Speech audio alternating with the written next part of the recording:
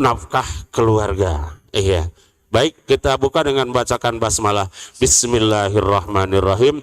Dan kepada Ustadz Adiansyah disilakan untuk membahas pagi ini mengenai tentang materi. Sekian, terima kasih. Bila taufiq wal hidayah. Wassalamualaikum warahmatullahi wabarakatuh. Bismillahirrahmanirrahim. Assalamualaikum warahmatullahi wabarakatuh. Alhamdulillah wassalatu wassalamu ala Rasulillah wa ba'd. Bapak Ibu yang Allah muliakan, tema kita pada pagi ini fikih nafkah keluarga dalam Islam, ya. Tema ini tentu tidak pernah jauh ya dari kehidupan kita, baik sebagai orang tua ya ataupun sebagai pasangan suami istri ya. Karena kita perlu diingatkan tentang kewajiban-kewajiban kita baik kepada Allah maupun terhadap sesama manusia. Allah berfirman, "Fadzakir fa inna dzikra tanfa'ul mu'minin." Ya. Dan senantiasalah kalian memberikan peringatan karena peringatan bagi orang beriman pasti mendatangkan manfaat. Bapak Ibu, mengapa nafkah ini menjadi penting? Karena keluarga itu adalah unit terkecil dari suatu masyarakat. Dan masyarakat adalah bagian terkecil dari tegaknya negara, dan negara adalah bagian dari peradaban.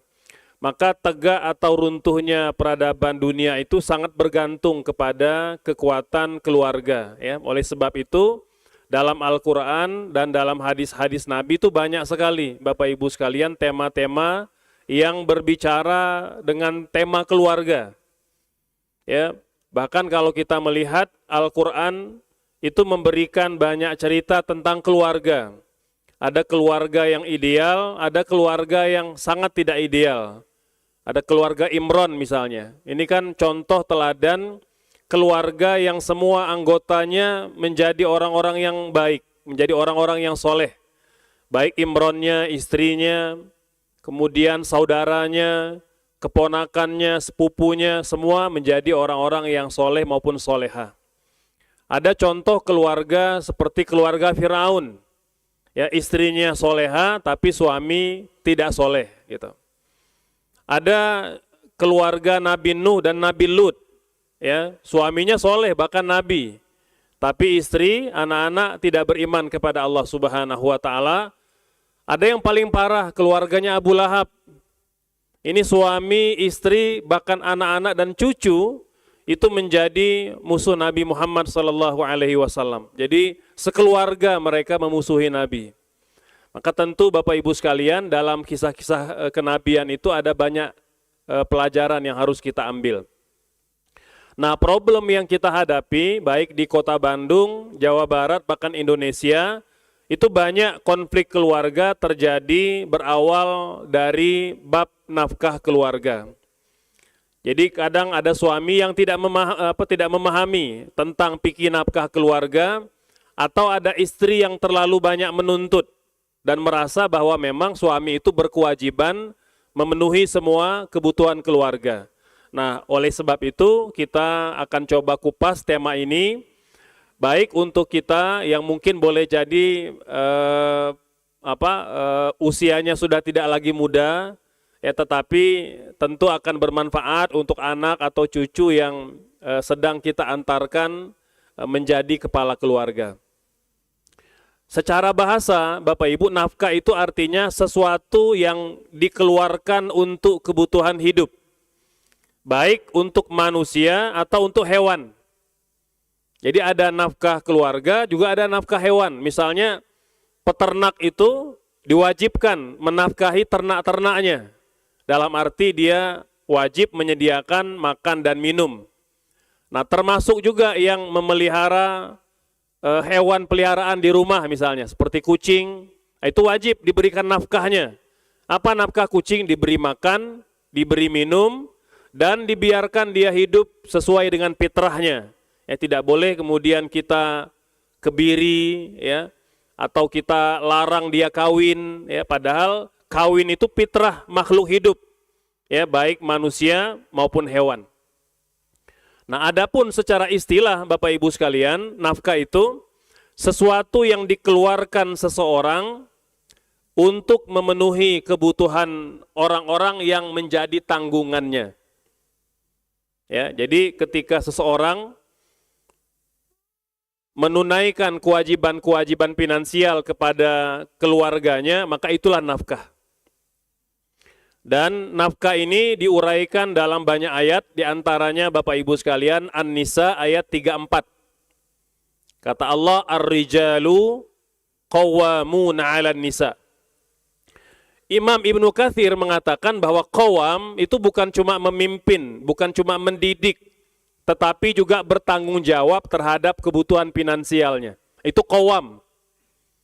Jadi kalau suami tidak menafkahi, dia tidak qawam. Ya, jadi suami yang qawam itu suami yang menafkahi. Kemudian Al-Baqarah 233. Kata Allah, wa 'alal maululidahu rizquhunna wa kiswatuhunna bil ma'ruf. Kewajiban para ayah memberi makan dan pakaian kepada para ibu dengan cara yang patut. Ya, atau dengan cara yang layak. Quran surat Talaq ayat 7. Kata Allah, liyunfik zu sa'atin min sa'atih wa man qudira alaihi falyunfik mimma atahullah. Ya, jadi kata Allah, hendaknya orang yang diberikan kelapangan menafkahi keluarganya sesuai dengan kemampuannya. Kalau yang diberi keterbatasan finansial, maka berikan saja apa yang mampu dia berikan. Nah, itu kira-kira Bapak Ibu konsep nafkah dalam Al-Quran. Adapun dalam hadis Nabi, Nabi bersabda bahwa nafkah adalah suatu kewajiban. Kalau wajib artinya Bapak Ibu dilaksanakan berpahala, ditinggalkan berdosa. Oleh sebab itu Nabi bersabda, kafa bil mar'i ithman an yudayyi'a man yakutuhu. Dianggap berdosa seorang kepala keluarga, suami atau ayah yang mengabaikan nafkah keluarganya. Dan Bapak Ibu ulama sepakat tidak menafkahi keluarga itu kategorinya al-kabair. Apa itu al-kabair Bapak Ibu? Dosa besar. Ya, dosa besar artinya dosa ini mendapat ancaman khusus dari Al-Quran dan dari hadis-hadis Nabi. Ya. Oleh sebab itu ulama ijma bahwa seorang suami itu wajib menafkahi keluarga seperti mana yang dituliskan oleh Imam Ibnu Munzir, ya, bahwa ulama sepakat ayah atau suami itu wajib menafkahi keluarganya. Nah, siapa yang wajib dinafkahi? Setidaknya ada 4, Bapak Ibu. Ya, jadi bagi seorang laki-laki atau pemimpin dalam keluarga, satu wajib menafkahi istri selama masih berstatus istri. Kalau sudah diceraikan, sudah mantan, sudah berakhir kewajiban nafkahnya. Ya. Nah, termasuk kalau misalnya istrinya nusyuz, ya, istrinya melakukan pembangkangan atau mendurhakai suami, atau keluar dari rumah suami tanpa izin.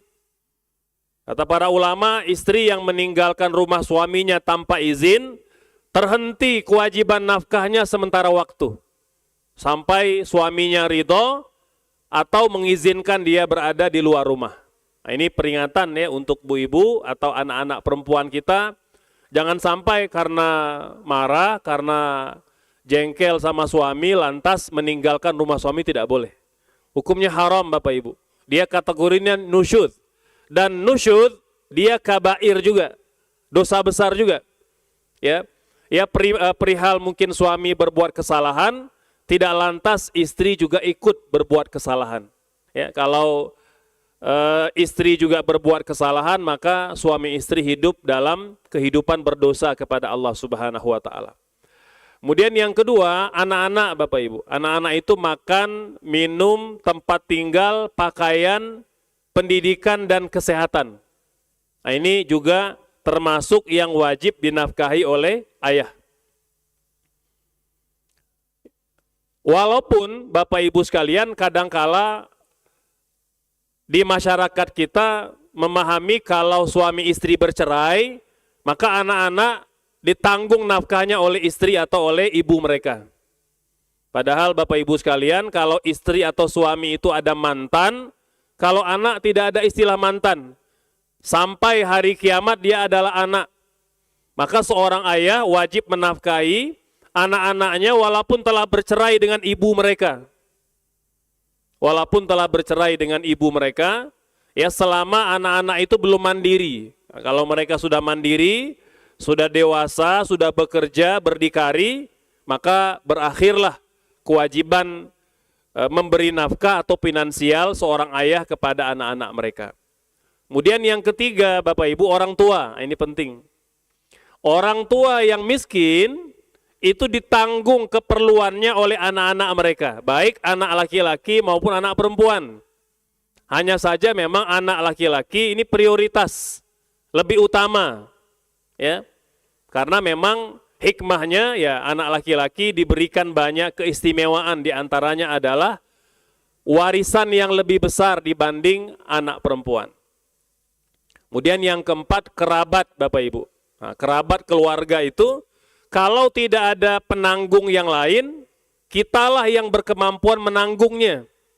Ya, kemarin saya mengisi di satu perusahaan ada yang nanya begini, Ustadz, kalau paman saya miskin, kira-kira siapa yang menanggung kehidupannya? Maka Bapak Ibu, yang bertanggung jawab terhadap nafkah keluarga atau kerabat yang miskin adalah orang yang terdekat nasabnya. Ya, bisa jadi pasangan, bisa jadi anak, bisa jadi orang tua, nanti lebih melebar lagi nanti adik kakak, lalu ponakan, lalu paman dan bibi, lalu sepupu dan begitu seterusnya. Ya, jadi lingkaran nasabnya itu semakin dekat maka semakin berkewajiban menyantuni keluarga yang miskin. Kalau istilah fikihnya fal aqrab wal aqrab, yang paling dekatlah yang berkewajiban. Ya samalah kalau ada tetangga kita yang sedang kekurangan beras, kekurangan makan, boleh jadi mereka kelaparan. Nah itu tetangga kiri kanan yang paling wajib membantu mereka. Nah jadi jangan sampai nanti ada RT atau RW sebelah atau kelurahan sebelah itu yang kemudian justru lebih prihatin, lebih peduli pada tetangga yang miskin. Gitu.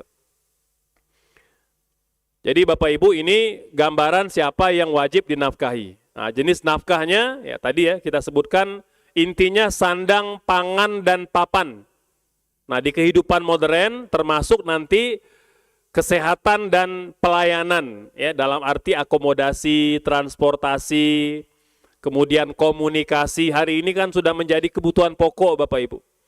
Karena kan kita tinggal berjauhan, ya bisa bayangkan harus jalan berpuluh-puluh, beratus-ratus kilo, ya tapi dengan bantuan komunikasi kita bisa lebih cepat ya dan lebih mendekatkan jarak. Berikutnya Bapak Ibu, dalam agama Islam ditentukan beberapa prinsip-prinsip dalam nafkah keluarga. Ini harus kita taati. Yang pertama tadi ya, berdasarkan kemampuan. Ya, dalam Quran surat Talaq ayat 7 ya kata Allah, la yukallifullahu nafsan illa ma ataha. Allah tidak membebani para suami melebihi kemampuannya. Ya. Nah, ini prinsip yang pertama. Jadi mohon maaf, para istri jangan sampai menuntut lebih pada suami dari batas kemampuan yang bisa dia berikan. Ya. Dan ini pernah terjadi Bapak Ibu. Bahkan dalam keluarga Nabi, ya, 9 orang istri Nabi itu pernah kompak mendatangi Nabi, ya kalau bahasa hari ini demo lah, gitu ya. Datang menemui Nabi minta tambahan uang dapur, uang nafkah, menuntut kepada Nabi, ya. Dan Nabi memberikan 2 pilihan. Kalau mau tetap menjadi istri saya sampai mati, ridho dengan apa yang telah saya berikan. Kalau tidak ridho, saya ceraikan. Jadi Nabi nggak main-main Bapak Ibu. Karena memang yang dia berikan itu sesuai dengan kadar kemampuan beliau.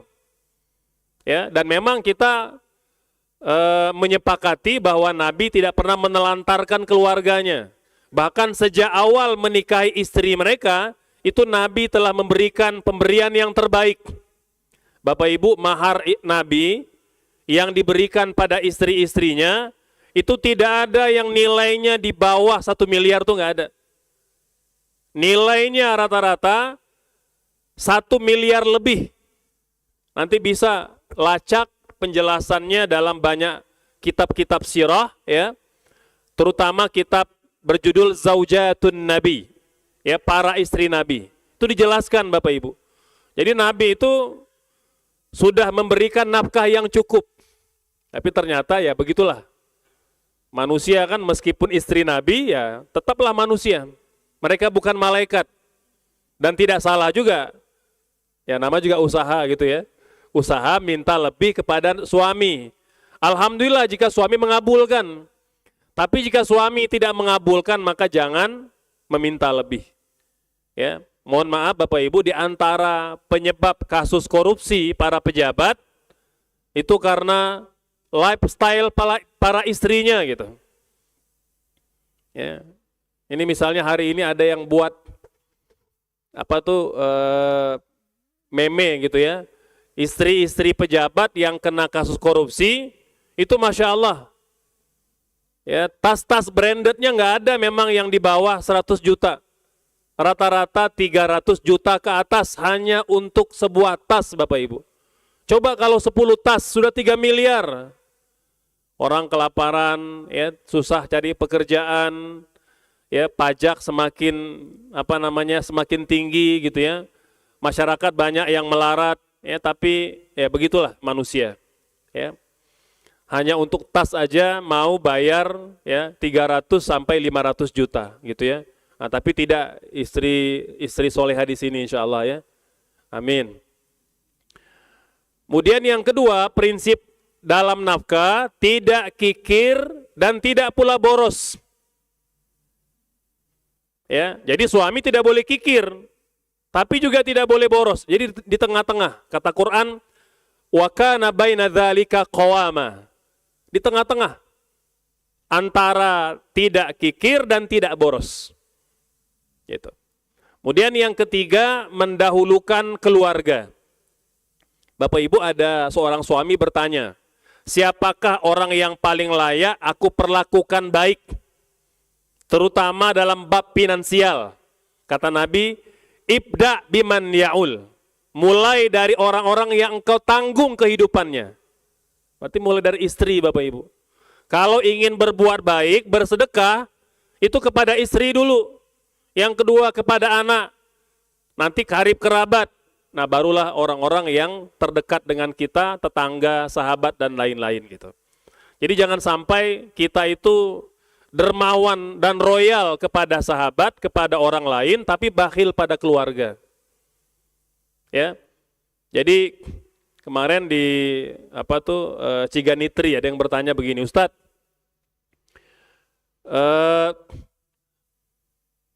bukankah keluarga Nabi itu terkenal dermawan, suka memberi?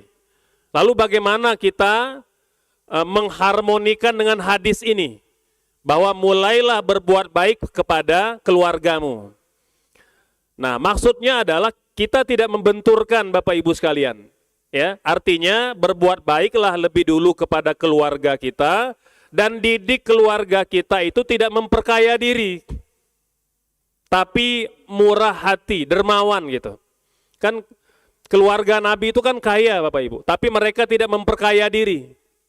Nabi misalnya, Quran atau Allah telah menetapkan setiap terjadi perang, ada harta rampasan perang Bapak Ibu. Itu berapa bagian Nabi? 1/5 Bapak Ibu. Masya Allah.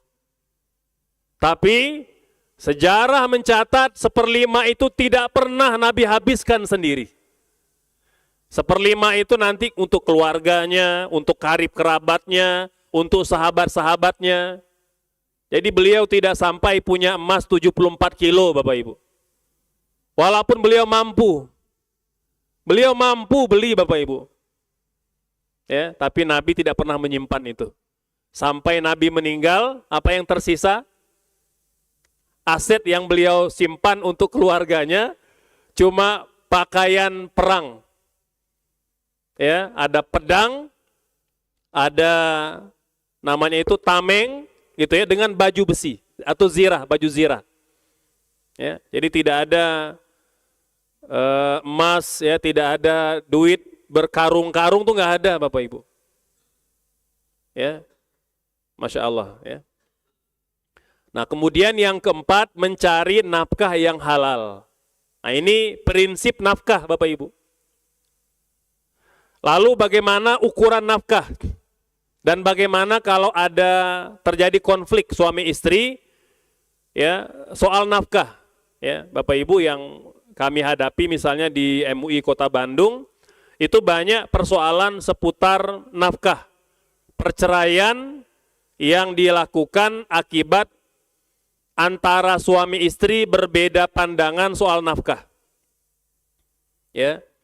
Ini yang sedang kami dampingi sekarang Bapak Ibu, pasangan muda, usia pernikahannya Maret kemarin baru 5 tahun. Istri mengajukan gugat cerai karena katanya suaminya cuma memperhatikan anak-anak saja. Ya, cuma peduli soal dapur saja. Dia tidak pernah peduli dengan saya, kata istrinya gitu. Kan saya butuh belanja untuk pembalut, untuk skincare, akhirnya begitu. Untuk rawatan diri Bapak Ibu sekalian. Ya. Nah, ini juga yang kemudian kita dampingi dan kita jelaskan ya, bahwa ternyata memang dalam agama kita itu yang terkategori nafkah itu bukan cuma sandang pangan papan, tapi segala sesuatu yang menunjang kewajiban suami istri. Contoh, mohon maaf para suami ya Pak Bapak sekalian, di antara kewajiban istri pada suami itu dandan. Ya, dan dalam kaidah fikih dikatakan begini, ma la yatimmul wajib illa bihi fahuwa wajib. Sesuatu yang wajib tidak bisa dikerjakan melainkan dengan suatu sarana, maka sarananya menjadi wajib. Apa hukum wudhu Bapak Ibu? Wudhu itu wajib. Mengapa wajib? Karena sholat tidak sah kalau tidak disertai wudhu. Maka kalau istri tidak bisa menjalankan kewajiban dandan untuk suami karena tidak punya biaya perawatan diri, maka biaya perawatan diri menjadi kewajiban suami. Akhirnya begitu Bapak Ibu, kaidah fikihnya.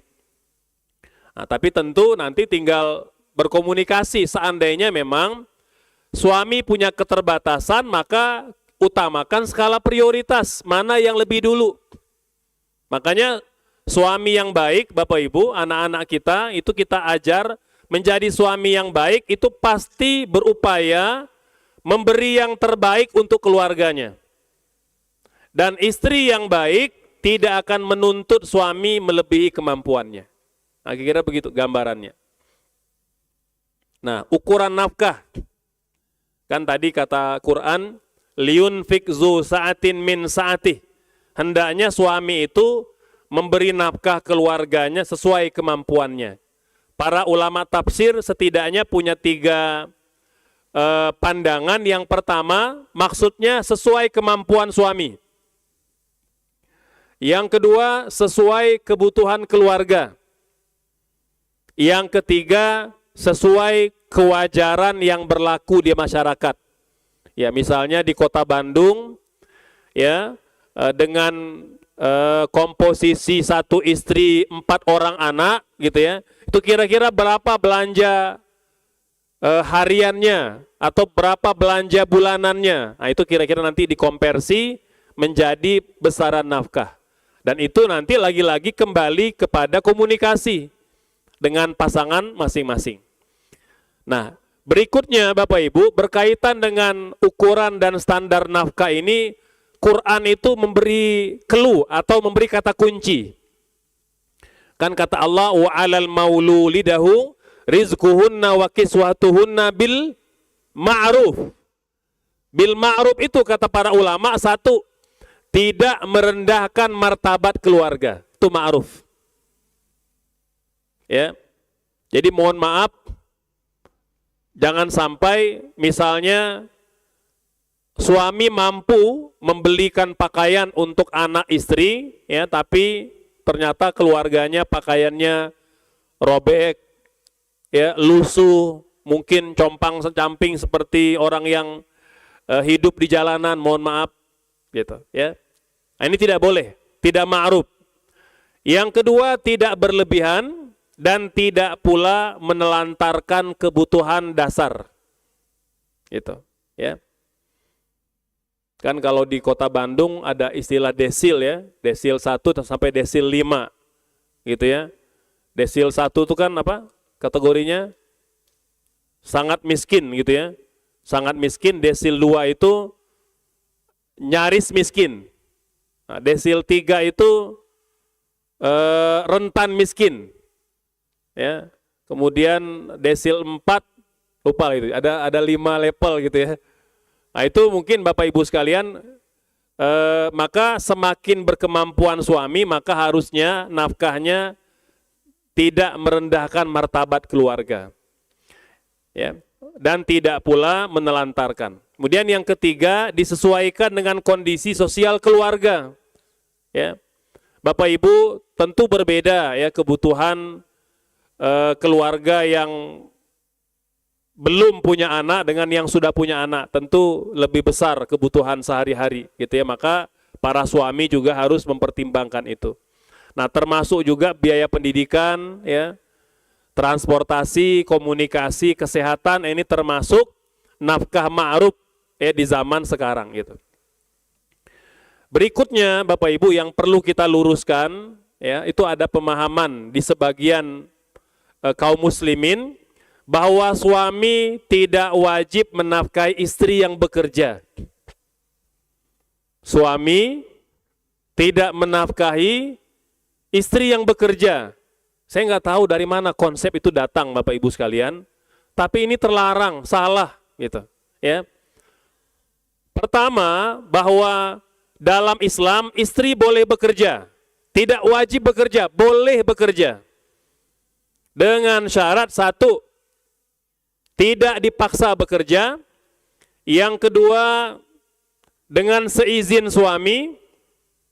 Yang ketiga, dia punya ilmu yang memang diperlukan oleh masyarakat. Mungkin dokter, mungkin guru, mungkin dosen, ya, mungkin pakar herbal dan lain-lain. Nah, gitu. Dia punya ilmu yang ilmunya sangat bermanfaat untuk masyarakat. Dan yang keempat, wajib menjaga kehormatan dan menutup aurat selama bekerja atau di luar rumah. Ya. Jangan sampai mengabaikan adab-adab dan tata kerama kehormatan di luar rumah, Bapak Ibu. Mohon maaf ya, Bu Ibu, saya sering diundang mengisi pengajian pejabat wanita se-Jawa Barat, eselon 1 sampai eselon 3. Ya. Nah, itu banyak kasusnya. Ya. Dan di antara penyebabnya adalah karena tidak menjaga aurat dan kehormatan di luar rumah. Padahal bekerja di luar rumah itu amanah, Bapak Ibu. Jadi tidak hanya suami yang mungkin bermaksiat, istri juga demikian. Ya, makanya harus senantiasa menjaga diri, menjaga kehormatan. Nah, Bapak Ibu, ketika suami telah mengizinkan istrinya bekerja, tidak berarti nafkah keluarganya hilang. Dia tetap wajib. Bahkan mohon maaf, meskipun gaji istri jauh lebih besar dibanding suami, tetap yang wajib menafkahi istri adalah suami. Nah, kecuali nanti kata suami, nggak apa-apa, kamu kan miskin misalnya, gitu ya. Ya, untuk kebutuhan saya penuhi. Itu boleh, Bapak Ibu. Namanya tanazul. Ya, di Arab, Bapak Ibu, di Arab ini, di Arab itu banyak perempuan yang minta dinikahi dan tidak meminta suaminya menafkahi. Banyak. Ya. Kami dulu waktu mahasiswa di Mesir begitu. Banyak, pokoknya kamu jadi suami saya. Nafkah saya semua yang urus, gitu. Itu banyak Bapak Ibu. Karena memang laki-laki Asia ini menarik bagi orang Arab itu karena tidak banyak tidak banyak ulah gitu ya. Lurus, umumnya begitu ya. Kemudian setia gitu. Nah, jadi itu boleh. Boleh dalam agama Islam Bapak Ibu, perempuan boleh minta dinikahi dan boleh membebaskan suami dari kewajiban nafkah asal istrinya declare. Kalau istri tidak declare, maka nafkahnya tetap wajib suami yang pikul. Gitu, ya. Nah, begitu juga tadi ya, nafkah anak setelah perceraian. Sampai kapan orang tua wajib menafkahi anak-anak? Kalau anak laki-laki sampai dia mandiri. Kalau anak perempuan sampai dia menikah. Ya. Nah, termasuk nafkah untuk orang tua. Itu kewajiban anak. Ya. Nah, siapa saja yang kategori melalaikan keluarga? Satu, suami yang tidak bekerja. Yang kedua, punya uang tapi untuk maksiat. Dapat gaji, judol, judi, miras, dugem. Nah, ini haram Bapak Ibu sekalian. Yang ketiga, terlalu mementingkan diri sendiri. Nggak peduli itu anak istrinya kelaparan. Nah, ini termasuk melalaikan nafkah keluarga. Ya, dan menelantarkan anak. Berikutnya, boleh nggak istri mengambil harta suami tanpa izin? Bapak Ibu, dalam agama kita, mohon maaf, diperbolehkan. Dalam kasus menghadapi suami yang sangat bakhil, ya, sangat kikir, dan itu amanah yang diberikan kepada istri. Artinya boleh mengambil secukupnya atau dengan cara yang patut. Seperti nasihat Nabi kepada Hindun binti Utbah, yang suaminya Abu Sufyan, ya, yang kaya raya tapi bakhil. Kata Nabi, boleh ambil secukupnya, tapi dengan cara yang patut, gitu. Nah, Bapak Ibu, ada dalam fikih istilahnya nafkah tertunggak atau nafkah madeliyah. Jadi nafkah suami kepada anak istri itu bisa dianggap hutang yang wajib dibayar. Kalau suami tidak menafkahi istri tanpa uzur. Ya, dia malas bekerja, tidak mau bekerja, sehari-hari mager dan main game, ngumpul dengan teman-teman dan lain sebagainya, Bapak Ibu, maka nafkah yang tidak dia bayarkan dihitung hutang. Wajib dibayar sampai hari kiamat. Kecuali jika istri merelakan itu. Ya. Nah, namun kalau suami tidak menafkahi disebabkan uzur syar'i, sakit, disabilitas, lumpuh, cacat permanen, nah ini tidak termasuk hutang. Ya. Nah, ini Bapak Ibu sekalian, prioritas pengeluaran dalam nafkah keluarga, nah, tentu ya kebutuhan pokok pribadi, lalu istri, lalu anak, lalu orang tua yang miskin, barulah kerabat dan masyarakat pada umumnya. Terakhir Bapak Ibu sekalian, tentang solusi kalau terjadi konflik.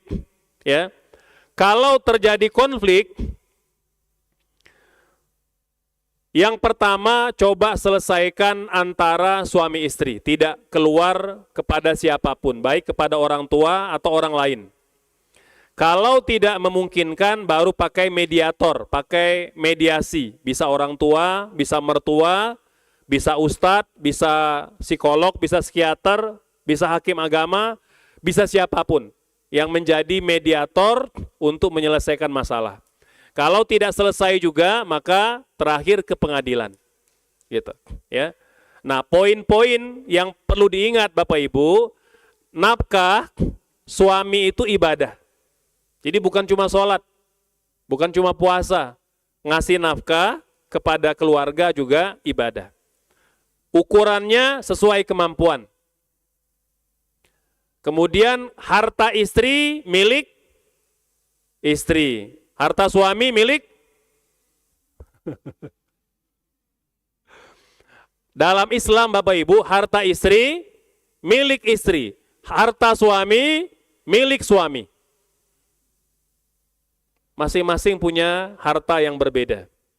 Kecuali yang telah diberikan suami kepada istri, atau diberi istri pada suami, atau ada aset yang dibeli bersama. Ya, jadi tidak otomatis harta istri harta suami, atau harta suami harta istri, tidak. Ya, bergantung kepada akadnya. Kemudian perceraian tidak berarti bebas nafkah. Anak-anak tetap wajib dinafkahi. Kemudian nafkah itu harus halal agar banyak barokahnya, dan keluarga itu harus prioritas. Ya. Baik, Bapak Ibu, 30 menit penyampaian materi, mangga barangkali ada pertanyaan dipersilakan. Baik Ustaz, terima kasih. Nah, ini suatu yang jarang diungkap ya. Insya Allah mungkin bapak-bapak sudah punya cucu ya, tapi mungkin ada yang baru dengar sih nama ini. Ya, ada Pak? Ya insya Allah sudah baca-baca, sudah tahu. Mangga, siapa barangkali ada yang baca? Mangga setuju Pak Haji ya. Satu lagi, silakan. Ada lagi yang mau ya, nanya? Pak Darwin, Pak. Ya, silakan Bapak. Kursi Pak Darwin. Ya silakan Pak Darwin.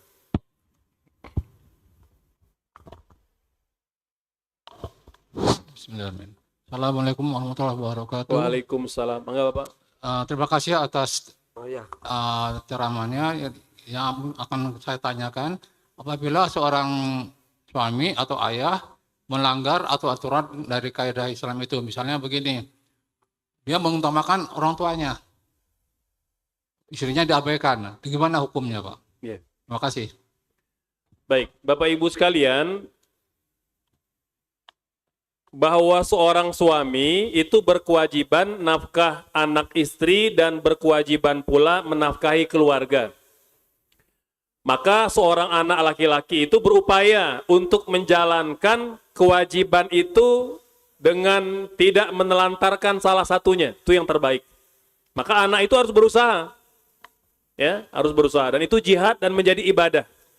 Yang kedua, bagaimana kalau berbenturan? Anak laki-laki punya kemampuan terbatas, ya. Apakah boleh dia mendahulukan keluarganya atau orang tuanya? Ya, nah Bapak Ibu sekalian, dalam agama Islam, kalau berbenturan antara kewajiban nafkah orang tua dan kepada anak, ya, dan itu adalah kebutuhan pokok dasar, kata Imam An-Nawawi, suami tidak berdosa kalau mendahulukan keluarganya. Karena memang kewajibannya yang paling utama ketika itu adalah keluarga dulu, baru orang tua. Artinya cukup untuk kebutuhan pokok. Kalau kebutuhan pokok sudah lewat, maka berdosa kalau seandainya dia menelantarkan orang tuanya. Contoh, ilustrasi aja Bapak Ibu. Anggaplah kebutuhan pokok orang tua, keluarga itu misalnya 10 juta. Dia sudah berikan 10 juta, lalu orang tuanya minta disantuni tapi dia tidak berikan, padahal dia mampu, maka dia berdosa. Walaupun dengan alasan menafkahi keluarga tadi.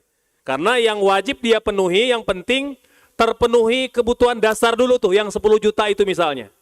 Ya, kalau dia punya kelebihan lebih, maka lebih itu wajib diberikan pada orang tua. Maka anak dianggap berdosa kalau menelantarkan orang tuanya. Tapi kalau memang kebutuhan pokok keluarga itu yang memang 10 juta, kalau tidak diberikan boleh jadi anak istri kelaparan, maka dia tidak berdosa kalau mendahulukan keluarganya. Namun kata para ulama disarankan ya dia berbagi, ya, jadi mengkomunikasikan dengan istrinya. Ya mungkin kalau biasanya makan 3 kali sehari karena orang tua sedang butuh bantuan dan suami punya kemampuan terbatas, bagaimana kalau kita makan 2 kali sehari aja atau sekali sehari, agar bisa ikut membantu orang tua. Itu begitu Bapak. Dan anak-anak kita harus dididik seperti itu. Ya, karena bagaimanapun betul seorang suami itu wajib menafkahi keluarga, tapi dia tetap berkewajiban menyantuni orang tua. Wallahu alam. Iya. Terima kasih Ustaz. Cakep Pak Haji Darwin. Udah. Yang lain mangga silakan Pak. Pak Ari.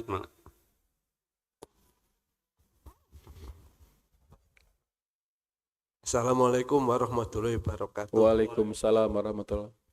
Saya mau tanya Pak, kalau misalnya seorang suami ingin sekali kerja, ingin sekali berusaha untuk keluarga, tapi nggak ada peluang, tidak ada peluang sama sekali, sudah coba bagaimana nggak dapat, itu kira-kira yang salah siapa Pak? Pemimpin atau siapa? Saya nggak tahu Pak, siapa yang harus tanggung jawab? Padahal sudah usaha tapi mentok karena tidak ada kesempatan. Umur. Ya. Masih ada, silakan. Satu orang lagi. Bu Ibu ada yang mau nanya? Belum, Pak Ustaz, silakan dijawab Ya. dulu saja. Baik, Bapak Ibu sekalian, bahwa seorang suami itu kan wajib menafkahi keluarganya. Dan dia harus ikhtiar maksimal untuk memenuhi kewajiban itu, ya. Dan tadi kan prinsipnya la yukallifullahu nafsan illa wus'aha, dalam at-thalaq illa ma ataha. Jadi intinya kalau dia ikhtiar, ya, maka dia tidak berdosa jika tidak mampu atau belum mampu menghadirkan yang layak untuk keluarganya. Allah pasti tahu dia sudah ikhtiar atau belum. Karena kadang-kala ada suami yang mengatakan, saya sudah usaha, tapi ya belum sungguh-sungguh, ya belum begitu maksimal, sehingga ya kadang peluangnya tidak dapat karena dia belum maksimal usahanya. Tapi kalau dia sudah maksimal, Allah tahu. Jadi dosa tidaknya itu bergantung kepada kondisi dia berusaha itu sudah maksimal atau belum. Contoh Bapak, sahabat Nabi, ya ada yang bekerja tapi tidak pernah mencukupi kebutuhan keluarganya. Namanya Abdullah bin Mas'ud. Itu ulama Bapak Ibu di kalangan sahabat. Dia bekerja juga. Tapi yang dia bawa ke rumah tidak cukup untuk keluarganya. Dan dia berusaha setiap hari. Ya. Maka suatu hari ketika Nabi mengundang pengajian ibu-ibu, ya wanita-wanita Madinah, Nabi cerita fadilat zakat infak sedekah. Zainab ikut hadir, istri Abdullah bin Mas'ud, dia pulang ke rumah. Minta ke suaminya, tolong kamu ke rumah Nabi tanya. Saya malu tadi nanya, karena kan banyak para istri yang lain hadir. Karena dia ingin menjaga marwah suaminya. Kamu tanya ke Nabi, boleh enggak istri zakat infak sedekah untuk suami? Bapak Ibu, Abdullah bin Mas'ud tahu diri. Yang dimaksud istrinya siapa? Ya dia Bapak Ibu. Saya malu kata Abdullah bin Mas'ud, kamu aja yang datang nanya. Bapak Ibu, Zainab datang ke rumah Nabi. Tapi tetap dia menjaga marwah suami. Datang yang jaga pintu itu Bilal. Kata beliau kepada Bilal, Bilal, tanyakan ke Nabi, boleh enggak istri zakat infak sedekah pada suami? Tapi tolong jangan sebutin nama saya gitu, kata Zainab Bapak Ibu tuh. Ya, soleha sekali Zainab menjaga marwah suaminya. Dan Bilal amanah Bapak Ibu, dia datang. Ini hadisnya ada di kitab Riyadhus Shalihin. Bilal masuk menemui Nabi mengatakan apa? Imra'atun minal Madinah. Seorang wanita Madinah bertanya, boleh enggak zakat infak sedekah untuk suami? Kata Nabi, siapa yang bertanya? Jadi Nabi nanya. Dan Bilal masih amanah. Kata beliau, imra'atun minal Madinah. Wanita Madinah. Tapi Nabi mengulang untuk kedua kali. Siapa yang bertanya, maka Bilal, Bapak Ibu dan para sahabat tak paham betul. Kalau Nabi mengulang pertanyaan, beliau tidak mau ada rahasia. Maka Bilal pun paham. Dia langsung mengatakan Zainab istri Abdullah bin Mas'ud. Ya, kata rawi hadisnya, Nabi terdiam sejenak kayak sedang memprofiling gitu ya. Kan Nabi itu paham betul Bapak Ibu. Dia tahu kondisi keuangan setiap sahabat. Nabi terdiam sejenak lalu mengatakan, setiap zakat infak sedekah yang diberi istri pada suaminya berpahala dan sah. Maka ulama ijma, ya seperti uraian Imam An-Nawawi, istri boleh zakat infak sedekah untuk suami. Jadi Abdullah bin Mas'ud tidak berdosa Bapak. Karena dia sudah bekerja, sudah berusaha. Tapi ya segitu yang baru dapat. Alhamdulillah istrinya kaya. ya, maka istrinya lah yang membantu nafkah keluarga. Jadi tidak berdosa kalau seandainya ada istri yang bantu nafkah keluarga, tapi bukan suami yang memaksa. Minta tolong boleh. Ya, misalnya apa bilang istriku gitu ya, saya belum mampu memberi kebutuhan sehari-hari keluarga kita. Kalau berkenan ya kamu membantu saya. Akhirnya jadi nggak boleh maksa. Karena kalau maksa berdosa Bapak Ibu, haram hukumnya. Apalagi mungkin tadi Abdullah bin Mas'ud tidak pernah minta, istrinya yang inisiatif. Inisiatif bantu nafkah keluarga. Nah, kira begitu Bapak. Jadi kalau kita sudah ikhtiar maksimal, dan tentu nanti kalau bicara lebih luas, apakah pemerintah bertanggung jawab? Iya. Pemerintah ikut bertanggung jawab Bapak Ibu.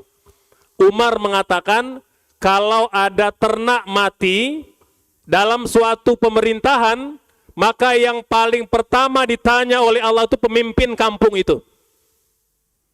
Kalau ada ternak mati, kelaparan, yang pertama dihisap ditanya itu pemimpin kampung itu. Bayangkan kalau ada manusia yang mati kelaparan Bapak Ibu. Kira-kira yang ditanya siapa itu? Suaminya atau ayah? Enggak. Itu boleh jadi yang ditanya pertama adalah pemimpin di kampung itu.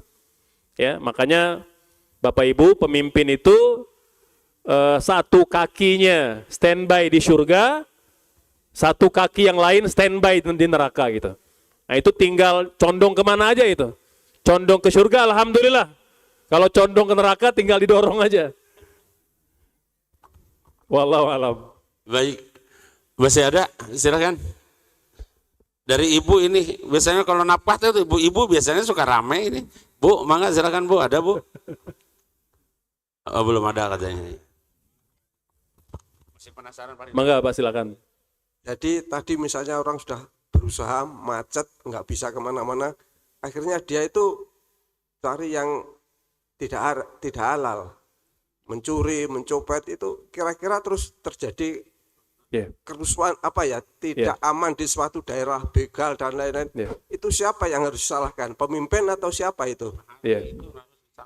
Ya, tentu ada banyak pihak Bapak. Kalau kita bicara begal, bicara maling, bicara rampok gitu ya. Intinya semua yang diberi amanah kepemimpinan dia bakal ditanya sesuai dengan kapasitasnya. RT, RW, lurah, camat, bupati, wali kota, gubernur, presiden itu ditanya sesuai dengan kapasitasnya. Gitu ya. Artinya boleh jadi yang berdosa itu ya malingnya. Boleh jadi yang berdosa itu begalnya. Boleh jadi yang berdosa itu pemimpinnya. Contoh Bapak Ibu, di masa Nabi, orang mencuri itu dipotong tangan. Kalau sudah terkonfirmasi memang tidak ada alasan yang membuat dia mencuri. Misalnya dia telah cukup kehidupannya. Contoh para koruptor Bapak Ibu. Ada nggak koruptor di negeri ini yang miskin Bapak Ibu? Nggak ada. Makanya ulama mengusulkan itu, memang koruptor itu hukuman paling ringannya penjara seumur hidup atau hukuman mati. Gitu, ya. Tapi ada kalanya yang berdosa itu adalah pemimpin. Bapak Ibu, Umar pada masa beliau jadi khalifah ada pencuri Bapak di Baitul Mal. Hakim memutuskan potong tangan. Besok ketika dieksekusi, laki-laki ini kayak pledoi, ya, membela diri. Kata beliau, wahai Umar, saya tidak mencuri, melainkan karena lapar dan miskin. Umar nggak langsung percaya Bapak Ibu. Umar langsung melakukan inspeksi ke tetangga tempat dia tinggal. Dan semuanya mengakui laki-laki ini bersih, tidak punya catatan kriminal, dan memang mereka sedang diuji dengan kemiskinan. Bapak Ibu, apa yang Umar lakukan? Umar membatalkan hukum potong tangan. Dan Umar menyantuni keluarga itu dari Baitul Mal. Artinya apa? Umar tahu diri.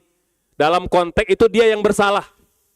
Karena sampai ada rakyat yang miskin, pemimpin tidak tahu. Nah, jadi begitu Bapak. Artinya setiap orang akan menanggung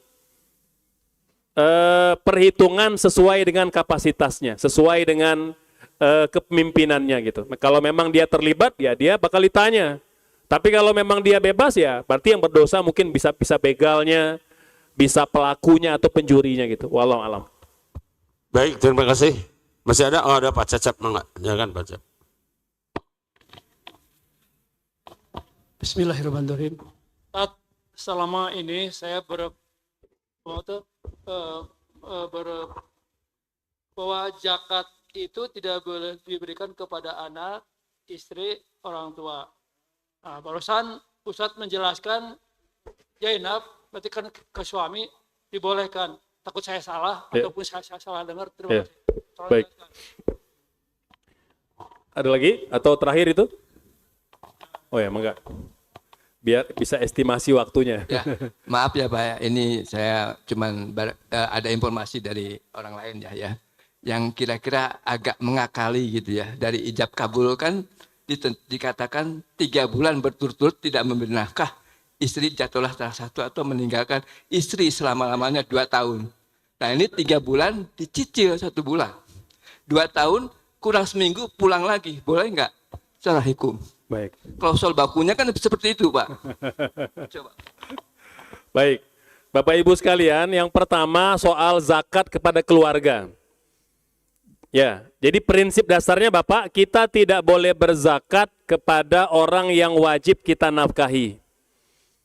Mengapa suami tidak boleh zakat kepada istri? Karena istri wajib dinafkahi. Mengapa ayah tidak boleh zakat kepada anak? Karena anak wajib dinafkahi. Kenapa anak tidak boleh zakat kepada orang tua? Karena orang tua wajib dinafkahi. Mengapa istri boleh zakat pada suami? Karena istri tidak wajib menafkahi suami. Akhirnya begitu Bapak. Itu alasannya mengapa perempuan. Tapi Bapak boleh zakat kepada paman, boleh. Zakat pada paman, pada sepupu, pada ponakan. Semua orang yang tidak wajib kita nafkahi, kita boleh berzakat kepada mereka. Bahkan Nabi mengatakan zakat kepada keluarga dapat 2 pahala. Pahala silaturahim dan pahala zakat. Makanya kalau memang kita tahu ada keluarga yang miskin, ya kita dahulukan keluarga. Gitu ya. Kemudian yang kedua, hilah atau triki ya dalam ngakali dalam agama. Bapak Ibu sekalian, maka tadi prinsip dasarnya kalau dalam fikih, innamal a'malu binniyat, dia tetap berdosa walaupun manusia tidak tahu. Ya, tadi kan sebulan dia pulang, sebulan dia nafkahi gitu ya. Jadi pokoknya jangan sampai kena 3 bulan berturut-turut gitu ya. Jadi secara substansi dia tetap berdosa. Nah, bagaimana di mata hukum Bapak Ibu? Maka di mata hukum Bapak Ibu ada klausulnya juga. Ada klausul yang bisa menjerat suami. Ya, tinggal persyaratannya istri datang ke pengadilan menyatakan tidak ridho dan membayar biaya pengadilan 10.000 perak. Ya, maka pengadilan boleh menjatuhkan talak 1. Jadi bisa Bapak, masih ada celah itu. Jadi prinsip dasarnya bukan cuma suami, istri juga kalau dia memang lagi pengen ngerjain suami, dia tinggal ngadu ke pengadilan. Tinggal ngadu ke pengadilan bahwa suaminya selama ini ya nggak benar. Jadi selalu ada triki-trikinya dalam menafkahi atau hadir ke keluarga. Maka tadi Bapak, intinya kalau istri tidak ridho. Kalau istri ridho, mau 10 tahun pun ditinggal, dia tetap istri. Jadi kata kuncinya istri ridho atau tidak.